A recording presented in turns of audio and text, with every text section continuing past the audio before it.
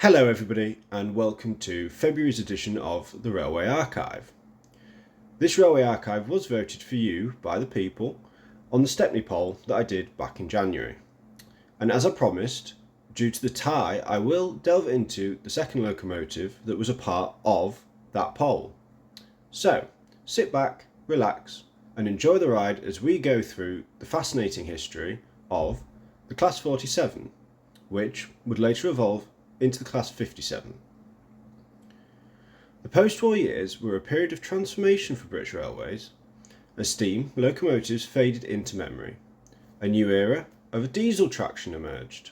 Amongst the most iconic of these were the Class 47, which we'll be talking about today, and later the Class 57, which will be a second part of this Railway Archive. Today we will explore their origins, their operational stories, technical achievements, and the legacy they've left on British rails. The origins of the Class 47. The British Class 47 diesel-electric locomotive were conceived in the early 1960s, at a time when British Railways sought to modernise and streamline its fleet. The design was spearheaded by Bush Traction, based in Loughborough, with the aim of creating a versatile, powerful engine capable of handling both passenger and freight duties across the national network. Production began in 1962, with the first units rolling out in 1963. In total, 512 Class 47s were built between the years of 1962 and 1968, making them one of the largest British diesel locos ever produced. The designs were rooted in practicality. A robust Sulzer 12LD-A 28C engine delivering 2,750 horsepower and a Coco wheel arrangement for stability, which many of you will be aware from models, and a body style that became instantly recognisable to generations of rail travellers. Now, this is true because I can't think of any rail enthusiast that doesn't know a Class 47 when it passes. Early service saw the Class 47s deployed across all regions of British Rail.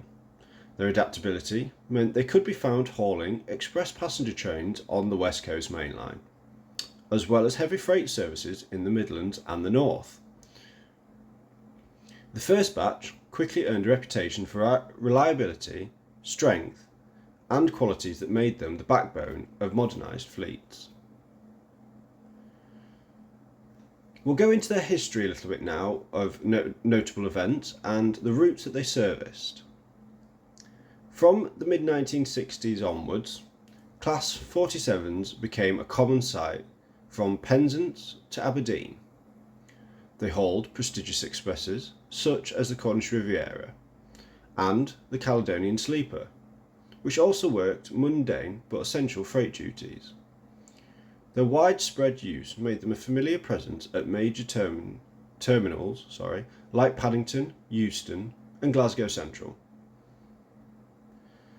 The evolution of the Class 47 dates back to a pivotal period in British railway history, when the transition from steam to diesel was not just technological but also cultural. The introduction of the Class 47 was a direct response to the need for standardising multi-purpose locomotives that could streamline operations and reduce maintenance complexity. Early production units, designated as D1500 series, immediately demonstrated the capacity for reliable service, and over time modifications were made to suit changing railway demands, ranging from additional trains heating functionality to coveted head code panels, and later the application of high visibility safety features. British Rail did begin to heavily lean on safety features in the diesel era, and are still doing so today. Throughout the decades of service, Class 47s, as I've previously mentioned, hauled express and local passengers, and also were instrumental with heavy freight.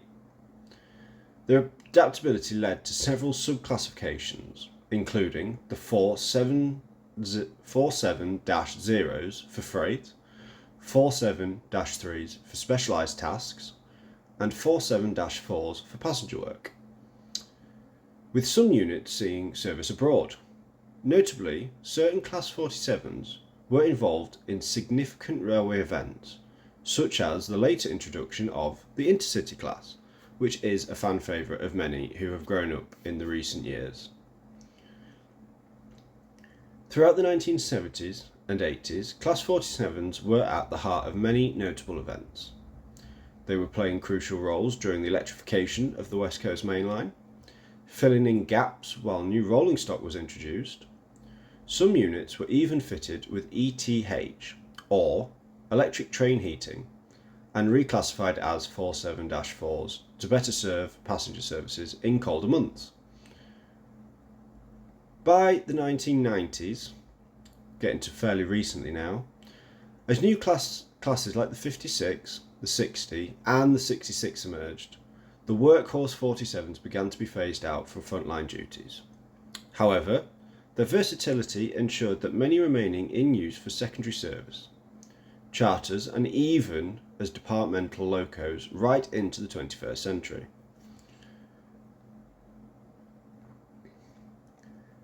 Moving on slightly now to technical features. This is going into, again, as mentioned earlier, wheel configurations, engines, and possibly some other little details that I did not mention. The heart of the Class 47 was, as mentioned, its Sulzer engine, which combined with a brush or Brell built alternator and traction motion, providing smooth and effective power delivery. The locomotive boasted a top speed of 95 miles an hour, with later modifications pushing some units to 100 miles an hour for express work. Innovations included modular construction for easier maintenance, advanced cab ergonomics for the time, and the ability to retrofit equipment like ETH and push-pull controls. With the wheel arrangement, the Coco, this gave the Class 47 excellent traction and ride quality, making it suitable for both high-speed passenger and heavy freight work, as well as the express services. The privatisation era saw them repainted in a variety of vibrant liveries and operated by several new companies. So, that was a little bit of a history on the Class 47s as they were built originally. We are now going to move on to their evolution into the Class 57s